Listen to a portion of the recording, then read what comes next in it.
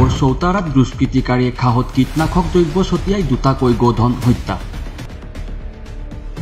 তিনিটাৰ অৱস্থা সংকটজনক। হয়, আপুনি ঠিকেই শুনিছে, এটা হৃদয় বিদাৰক জঘন্য ঘটনা সংঘটিত হৈছে দক্ষিণ কামৰূপৰ জোৰশিমলু আৰক্ষী চকীৰ এলেকাধীন চৌতাৰা গাঁৱত। কোনোবা দুষ্ট চক্ৰই প্ৰতিশোধমূলকভাৱে এনে জঘন্য কাণ্ড সংঘটিত কৰে বুলি গৰুৰ গৰাকীয়ে সন্দেহ প্ৰকাশ কৰিছে। পৃথিৱীৰ সৰ্বশ্ৰেষ্ঠ মানুহ ইমান নিষ্ঠুৰ হ'ব পাৰেনে? দিনক দিনে যেন মানুহৰ মানসিকতা হেৰুৱাবলৈ ধৰিছে। বকৰ পৰা জাহেৰ আলী আহমেদৰ ৰিপৰ্ট, PI নিউজ। আজি ঘৰত মানুহ নাই, তাৰমানে কিবা এটা নিমন্ত্ৰণ খাবলৈ গৈছিল। তাই পথাৰৰ পৰা ঘাঁহ কাটি আনি নিজৰ খেতিত ঘাঁহ পুতিছিল। সেই ঘাঁহখিনি কাটি আনি গৰুক খুৱাইছিল। খোৱাৰ পিছতে এই গৰু দুটা তাৰমানে দুটা খালি কাপি থাকে আৰু দুটা তাৰমানে একেলগে 5 মিনিট পিছত দুটা পৰি গ'ল। পৰি যোৱাৰ পিছত দুটাই মৃত্যুবৰণ কৰিলে।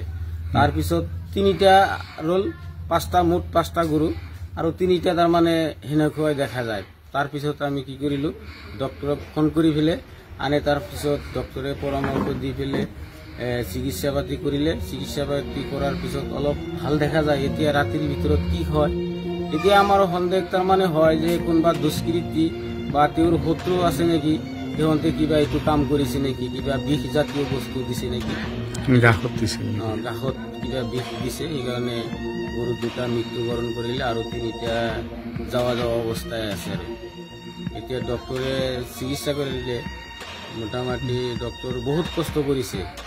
এতিয়া কি হয়, আল্লাহ কি কৰে কেউ ক'ব নোৱাৰো। অলৰেডি দুটা মৰিছে, টোটেল দুটা মৰিছে। এইটো ঘাঁহ কাটি দিছিল তাৰমানে? নিজৰ খেতিত ঘাঁহ পুতিছিল।